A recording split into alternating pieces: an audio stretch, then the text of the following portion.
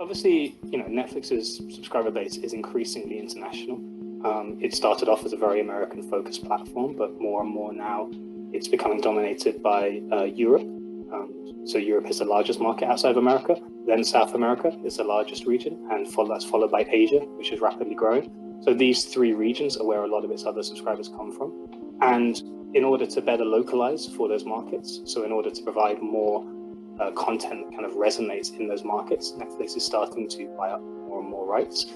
However, it's a large region to cover, and you can't just buy content from every single country. In that scenario, they're making more and more exclusive specific deals with individual companies. So they're doing two things, really. The first is they're producing originals. So they're making big originals in certain languages that kind of really resonate with an audience. An example of this in Spanish would be something like Money Heist or Elite, where they've sort of, produced, well, in the case of Money Heist, they've actually taken it over from a Spanish company, but they've produced a later series. In the case of Asia, South Korea and Japanese content is performing really well in almost all markets, but the Japanese content market is a lot more competitive and aggressive.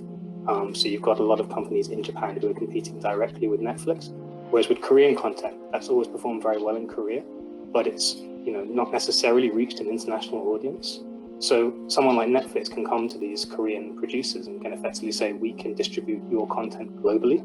We can take your content and we can make it available to millions of people across lots of different markets within Asia. And that's very attractive to them. It means they don't have to do the sales themselves. They don't have to have individual salespeople in each market. And, therefore, they can effectively identify a couple of key hubs and work from there.